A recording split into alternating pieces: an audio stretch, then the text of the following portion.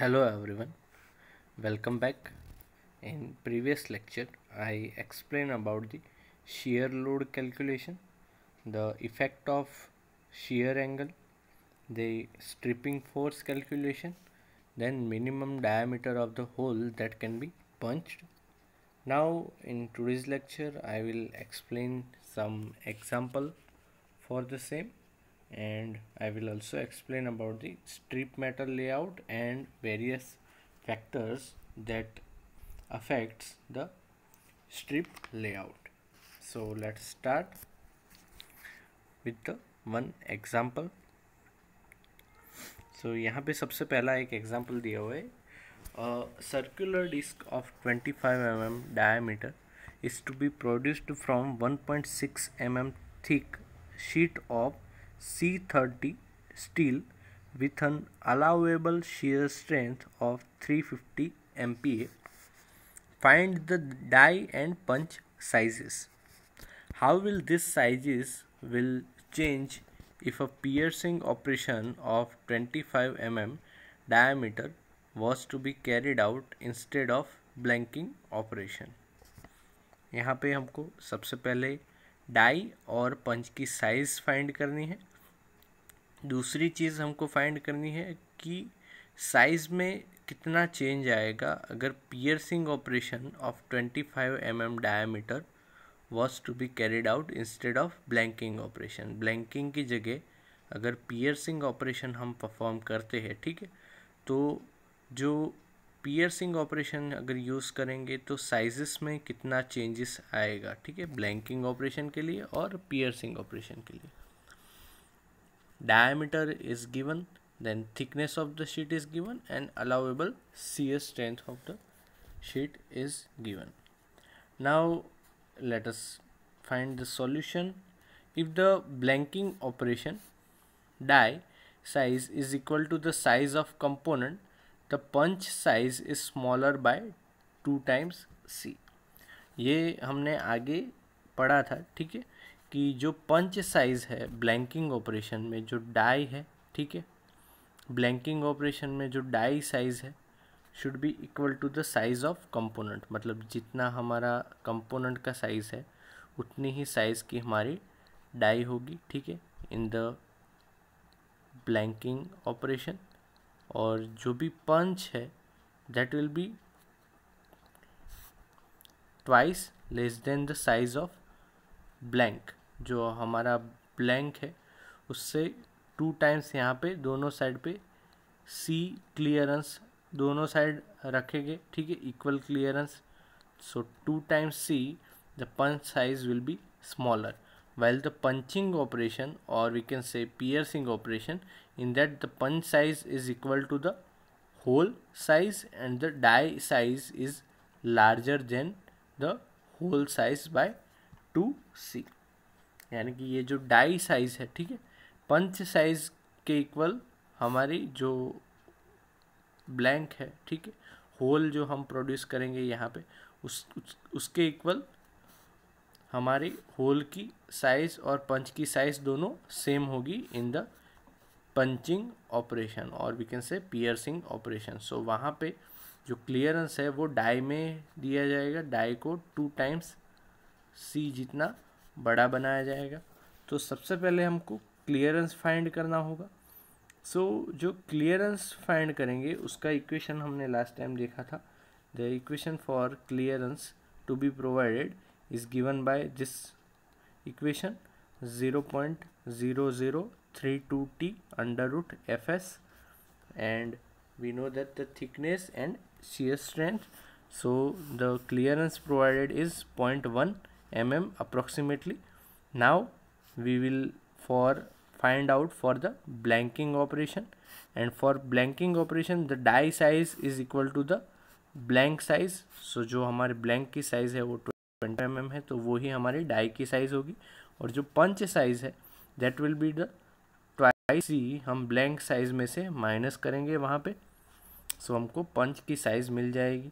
और जो भी पंचिंग ऑपरेशन है या फिर पियर्सिंग ऑपरेशन है उसके अंदर डाई साइज़ के अंदर 2 टाइम्स क्लियरेंस हम ऐड करेंगे एज ऑफ ब्लैंक साइज। सो जो भी होल साइज है उसमें जो पंच साइज है वो ही होल साइज होगी, और होल साइज के अंदर हम क्लियरेंस ऐड करेंगे 2 times clearance, so that will be the die size. So this is how we calculate the dimension for the punch and die in blanking and piercing operation. Let us take one more example. A 110 mm diameter hole is to be punched in a sheet of 6 mm thickness. The material of sheet is cold rolled steel with shear strength of 560 MPa with normal clearance. Cutting is completed at 40% penetration of the punch. Find the diameter of punch, then die, then maximum force on punch, stripping force, total work done in punching, and shear angle to be provided on the punch so that the operation can be done on a 250 kilonewton press available in the shop. सो यहाँ पे सबसे पहले हमको diameter पंच का find करना होगा। सो जो diameter of punch होगा that will be equal to the diameter of hole, जो होल का डायमीटर है, ठीक है। यहाँ पे पंचिंग ऑपरेशन है, तो जो भी जितनी साइज़ का हम होल यहाँ पे क्रिएट करेंगे उतनी ही साइज़ का हम पंच सिलेक्ट करेंगे। उसके बाद second thing we have to find the clearance and from that we can find the diameter of punch. So यहाँ पे आप देख सकते हो कि सबसे पहले जो पंच का डायमीटर है वो इक्वल टू होगा डायमीटर ऑफ होल, और क्लियरेंस का इक्वेशन 0.032 इंटू थिकनेस यहाँ पे शीट की 6 mm है, अंडर रूट FS, और जो शेयर स्ट्रेंथ है FS वो यहाँ पे दी हुई है 560 MPa, और जो हमारा पंचिंग ऑपरेशन है मतलब यहाँ पे डायमीटर ऑफ पंच है या फिर डायमीटर ऑफ होल है, उसके अंदर 2 टाइम्स क्लियरेंस ऐड करेंगे तो हमको डायमीटर ऑफ डाई मिल जाएगा, ठीक है।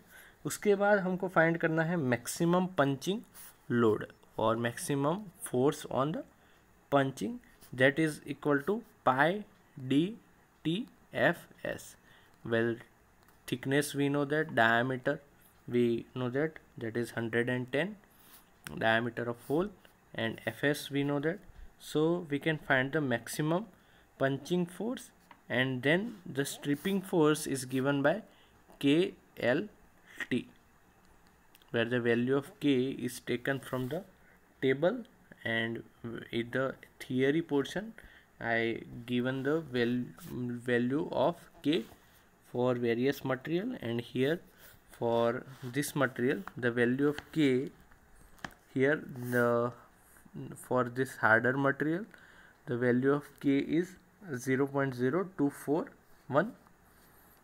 So we will put in this equation. So सबसे पहले यहाँ पे strip maximum punching load that is equal to pi DTFS, and the value of K is known, so we will put in this equation and we can get the value of shearing or maximum punching force by this equation, and the after that maximum punching force we can find the stripping force.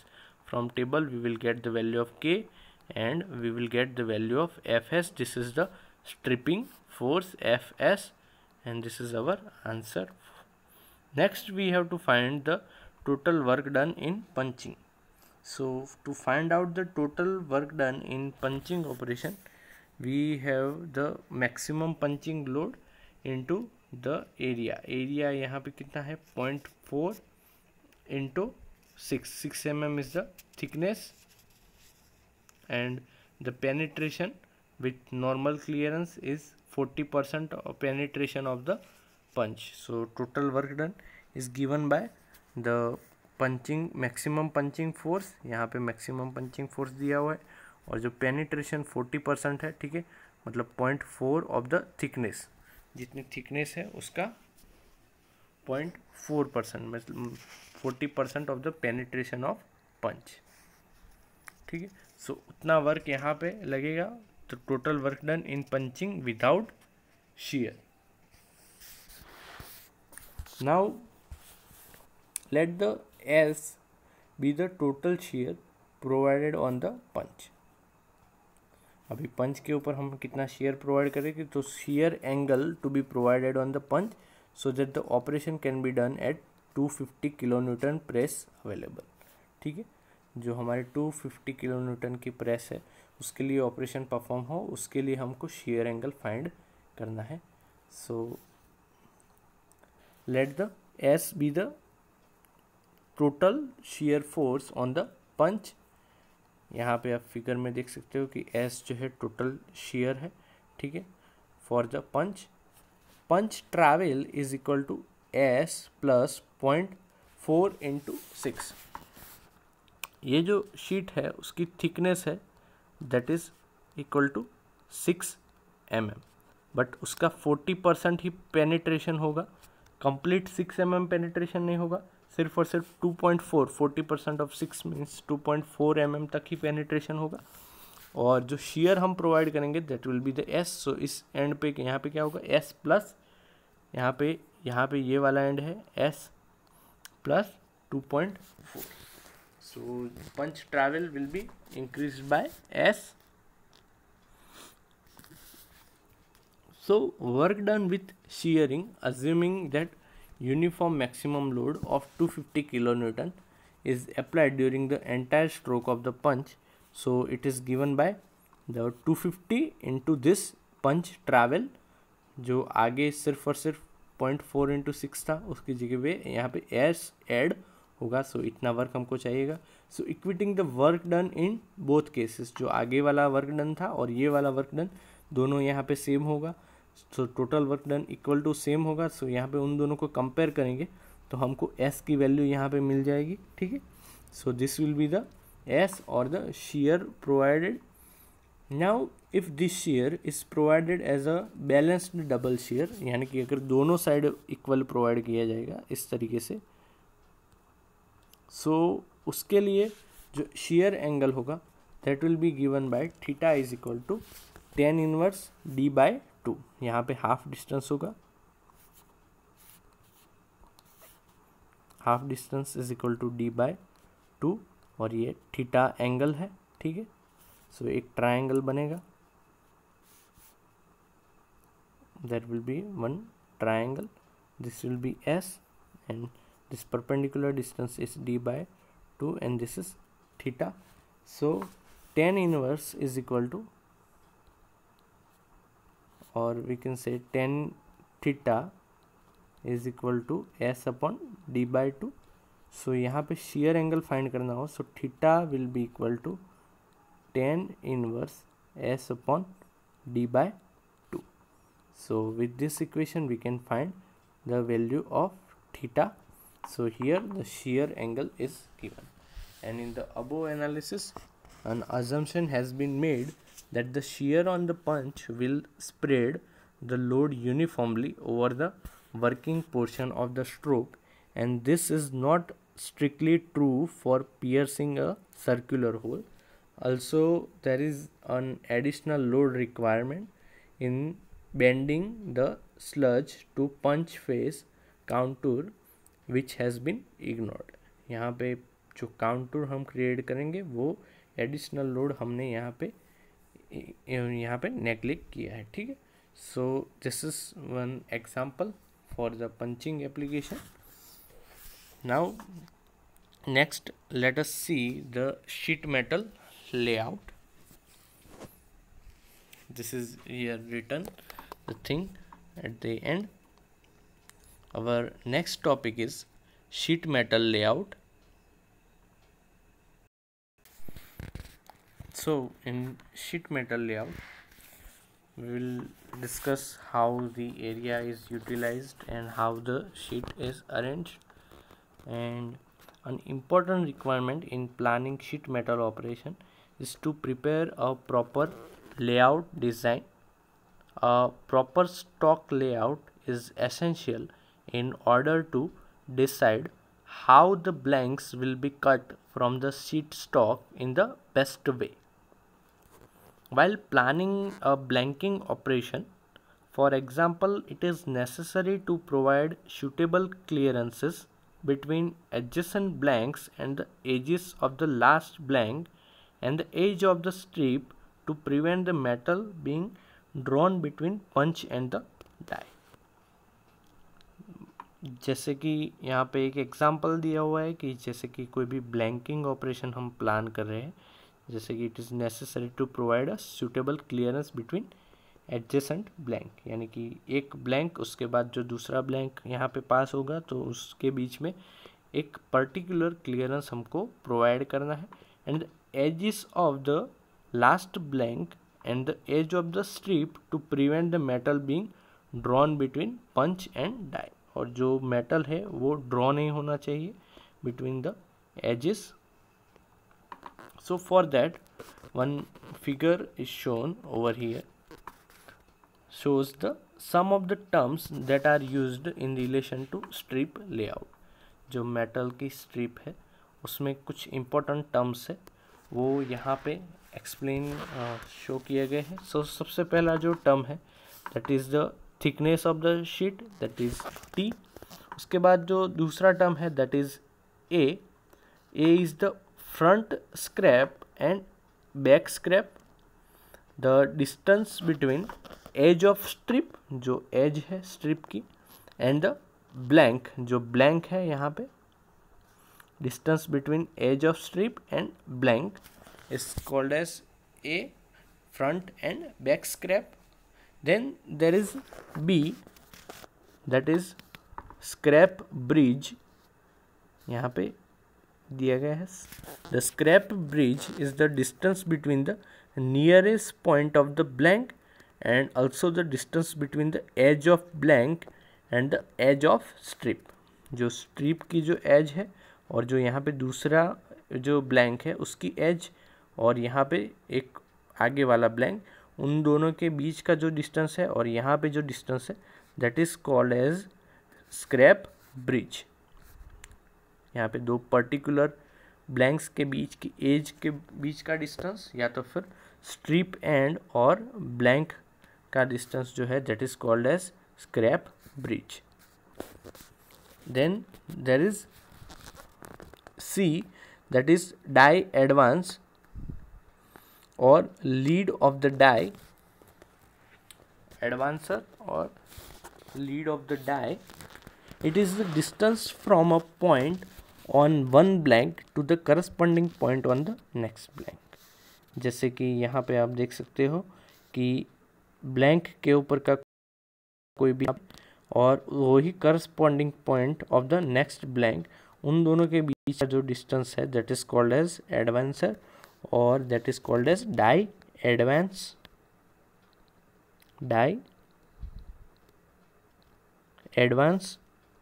or lead of die. Then there is small h, that is the height of blank or diameter in case of circular blank. अगर blank हमारा circular है तो उसके case में यहाँ पे h की जगह पे h will be equal to the diameter of the blank, while in case of here there is height of the blank. जो blank की हमारी height है वो है. उसके बाद capital W is the width of strip and that is considered as h plus 2 times back scrap. जो back और front scrap है वो यहाँ पे h के अंदर ऐड करेंगे. So capital W will be equal to h plus 2 times a. Then there is capital L. The L is the length of strip for given number of blanks. हमको जितने blanks produce करने हैं उनके लिए जो length है strip की that is given by capital L. And the distance A front और back scrap है that is generally given by an equation A is equal to T plus 0.015 small h. this is the equation for the A, and the distance B, small b, or that is called as scrap bridge B, must be large enough to prevent the scrap from twisting and wedging between the punch and die। और ये जो B है वो sufficient होना चाहिए scrap bridge, यहाँ पे ये डिस्टेंस, ताकि यहाँ पे वो ट्विस्ट ना हो और जो पंच है और डाई उसके बीच में वेज क्रिएट ना करे। The rule for thumb is to be make it at least equal to 1.5 T. जो यहाँ पे शीट की थिकनेस है उसका B is equal to 1.5 T, तो एटलीस्ट लेना ही है, ठीक है, 1.5 T. Other factor permits it to be smaller are strip thickness, hardness of the material, type of operation, shape of blank. The commonly used value for B are, जो B के लिए various values है, for material thickness, thickness in T in mm, and the value of B also in mm. When the material thickness is less than 0.8, the B value is equal to 0.8, while it is from 0.8 to 3.2, it is taken as T, the thickness of the sheet, whatever the thickness is, and for greater than 3.2 it is taken as 3.2. so these are the values of the scrap bridge for various thickness. So this is about the sheet metal layout. So this is it for today's lecture. Thank you very much for listening me carefully. Have a nice day.